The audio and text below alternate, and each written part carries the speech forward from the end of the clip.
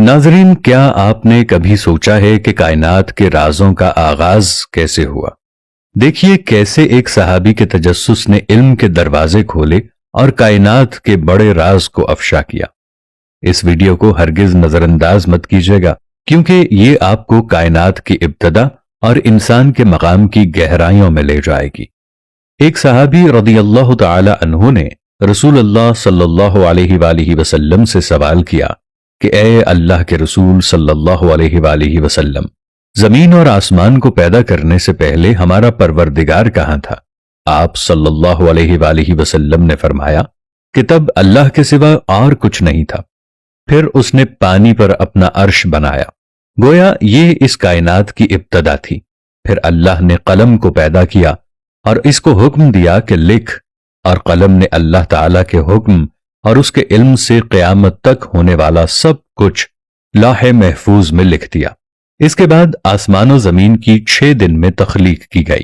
یمن سے آئے ہوئے ایک وفد نے حضور صلی اللہ علیہ وآلہ وسلم سے کہا کہ ہم آپ سے دین کی سمجھ اور قلم کی ابتدا جاننے کے لیے آئے ہیں، تو آپ صلی اللہ علیہ وآلہ وسلم نے فرمایا، جس کا مفہوم یہ ہے کہ سب سے پہلے صرف اللہ تھا، اس کا عرش پانی پر تھا، پھر اس نے قلم پیدا کیا، اس قلم نے لوح محفوظ پر قیامت تک ہونے والے تمام واقعات لکھ دیے، پھر آسمان اور زمین کو پیدا کیا گیا۔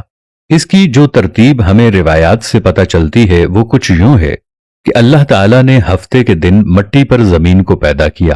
جب اللہ تعالیٰ نے زمین بنائی تو وہ کانپنے لگی، پھر اللہ نے اتوار کو اس میں پہاڑ بنائے، زمین کو سہارا دینے کے لیے ایسے جیسے اس میں کیل ٹھونک دیے، اس سے زمین ساکن ہو گئی۔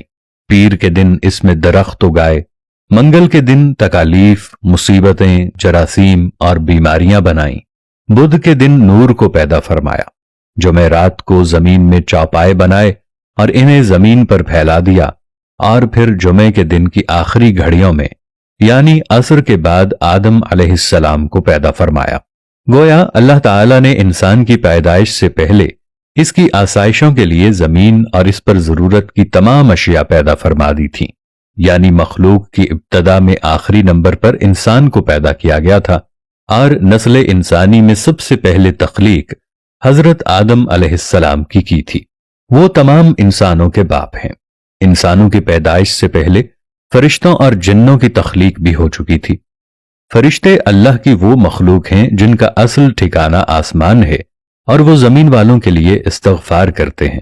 فرشتوں کو نور سے پیدا کیا گیا ہے، جبکہ جنوں کی پیدائش آگ سے کی گئی ہے اور انسانوں کی تخلیق مٹی سے ہوئی ہے۔ ابلیس جو کہ شیطان ہے، وہ فرشتوں میں سے نہیں بلکہ جنوں میں سے تھا، اور اس کی تخلیق بھی آگ سے کی گئی۔ کچھ روایات سے پتہ چلتا ہے کہ آدم علیہ السلام سے 2000 سال پہلے جنات پیدا کیے گئے۔ جب وہ فتنے فساد میں حد سے بڑھ گئے تو اللہ تعالیٰ نے اس فساد کو ختم کرنے کے لیے آسمانوں سے فرشتوں کی فوج بھیجی۔ زمین پر جنوں اور فرشتوں کے درمیان ایک خوفناک جنگ ہوئی، جس کے نتیجے میں ابلیس کے والدین سمیت زیادہ تر شرپسند مارے گئے۔ کچھ سمندر پار دور دراز جزائر میں جا چھپے، جبکہ نیک جنوں نے غاروں میں پناہ لے لی۔ اس وقت ابلیس کم سن تھا اور اس تباہی پر ایک میدان میں کھڑا زار و قطار رو رہا تھا۔ اس کے ارد گرد جنات کی لاشوں کے ڈھیر پڑے تھے۔ فرشتوں کا کام ختم ہو چکا تھا، وہ آسمان پر اڑتے ہوئے واپس جا رہے تھے کہ اچانک فرشتوں کے ایک گروپ نے ابلیس کو روتے دیکھا تو زمین پر اتر آئے۔ وہ نہایت حسین و جمیل تھا اور چہرے سے معصومیت بھی ٹپکتی تھی۔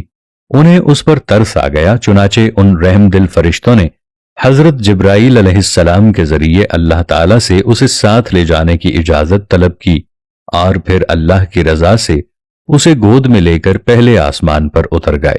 وہاں اس کی تعلیم و تربیت کا بہترین بندوبست کر دیا گیا۔ وہ بہت ذہین تھا اور محنتی بھی، اپنا تمام تر وقت عبادت و ریاضت میں گزارتا تھا، اپنے اتالیق فرشتوں سمیت سب سے بہت کم بات کرتا تھا، اکیلا ہی آسمان کی سیر کو نکل جاتا اور گھنٹوں قدرت الہی کو جاننے کی ناکام کوشش میں اپنا سر کھپاتا۔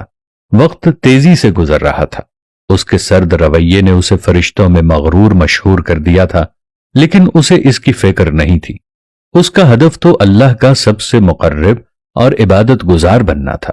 जिसके लिए वो दिन रात रियाजत व इबादत में मसरूफ रहता था, यहां तक कि एक दिन अल्लाह ने उसे दूसरे आसमान पर फाइज फरमा दिया और फिर गुजरते वक्त के साथ अपनी इल्मियत और काबिलियत की बिना पर उसे अल्लाह का कुर्ब हासिल होता चला गया। पहले आसमान पर उसे आबिद कहा जाता था, दूसरे पर जाहिद, तीसरे पर आरिफ, चौथे पर वली, पांचवें पर तकी, छठे पर खाजन और सातवें आसमान पर उसे अज़ाज़ील के नाम से पुकारा जाता था।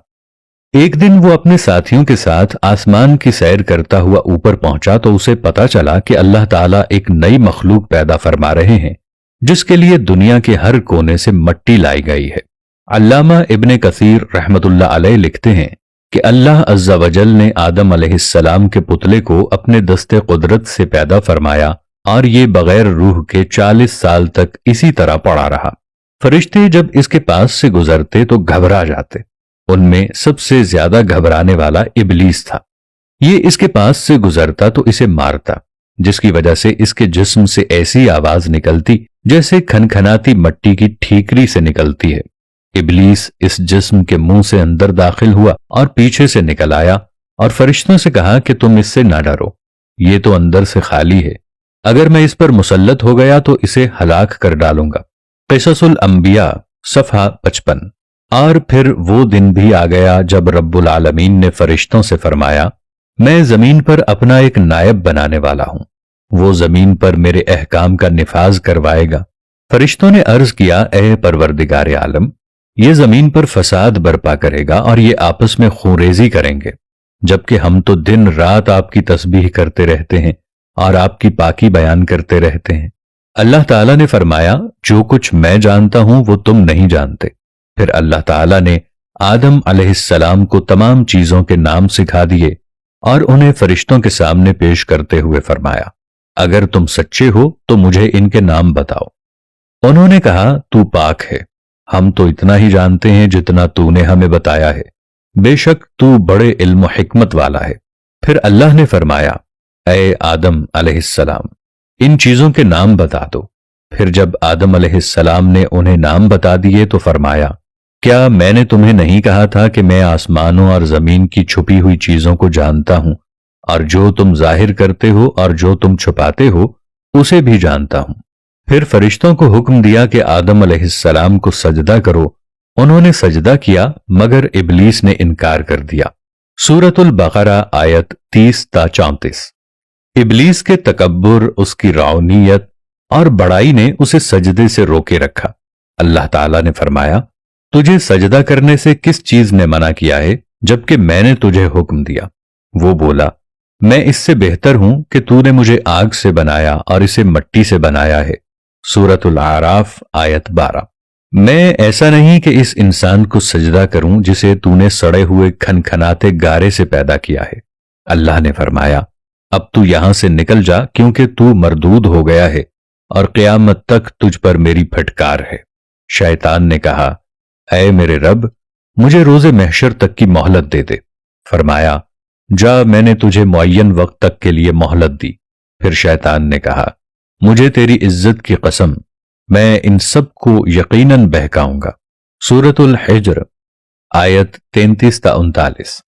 मैं इन पर हमला करूंगा, इनके आगे से भी और पीछे से भी, इनके दाएं से भी बाएं से भी, और आप उनमें से अक्सर को शुक्रगुजार नहीं पाएंगे। अल्लाह ताला ने फरमाया कि यहां से जलीलो खार होकर निकल जा। इनमें से जो शख्स तेरा कहा मानेगा, मैं उन सब से जहन्नम को भर दूंगा। सूरतुल आराफ आयत 17 और 18। और यूं बारगाहे खुदाबंदी से धुतकारे जाने के बाद शैतान अज़ाज़ील से इबलीस बन गया। अपने गुरूर व तकब्बुर और रौनत की बिना पर उसकी हजारों साल की इबादत और रियाजत ज़ाये हो गई और उसे अर्श से फर्श पर पटख दिया गया। उसे उस वक्त हजरत इंसान का खुला दुश्मन करार देकर लाअनतुल्लाहि अला शैतानिहिम के लक़ब से नवाजा गया। कुरान पाक में 88 बार शैतान और 11 बार इबलीस के नाम से इसका जिक्र करके इंसानों को इससे दूर रहने और इसके शर से बचने का हुक्म दिया गया। बारी ताला ने 1,24,000 पैगंबरों को दुनिया में मबऊस फरमाकर कौमों को इसके मकरो फरेब से बचने की तलकीन फरमाई। जमीन पर जाने से पहले اس نے اللہ سے 4 چیزوں کی اجازت طلب کی۔ 1 تا قیامت موت سے مہلت، نمبر 2 اہل زمین کو بہکانے کی قوت، نمبر 3 حیت تبدیل کرنے کی صلاحیت، نمبر 4 اولاد کثیر اور ان کی طویل عمریں۔ اللہ تعالیٰ نے فرمایا، جا تجھے اجازت ہے، لیکن میرے نیک بندے تیرے فریب میں نہیں آئیں گے، اور جس نے تیرا ساتھ دیا میں تجھ سے اور ان سب سے جہنم کو بھر دوں گا۔ سورہ بنی اسرائیل آیت 61 تا 63۔ اب اس کا کام آسان ہو گیا تھا۔ شیطان جانتا تھا انسان اشرف المخلوقات ہے، لیکن وہ جانتا تھا کہ وہ کس حد تک نفس کا پجاری بھی ہے، گو کہ اسے اس بات کا اختیار نہیں تھا کہ وہ انسان کے اجسام پر قابض ہو کر ان سے بالجبر بدی کے کام کرائے، مگر وہ باخبر بھی تھا کہ وہ نفس امارہ کو اپنی وسوسہ اندازیوں کے چنگل میں پھنسا کر انسانوں کو برائیوں پر آمادہ کر سکتا ہے۔ اس نے یہی طریقہ کار آزمایا۔ ناظرین، اس واقعے سے ہمیں یہ سبق ملتا ہے کہ علم کی طلب اور ایمان کی مضبوطی ہمیں اللہ کی مخلوق کی حقیقت تک پہنچا سکتی ہے۔ یہ ویڈیو ہمیں بتاتی ہے کہ کیسے ہر چیز کی ایک مقررہ جگہ اور وقت ہے، اور اللہ کی حکمت ہر چیز میں موجود ہے۔ کیا آپ سمجھتے ہیں کہ اس ویڈیو نے بھی آپ کو علم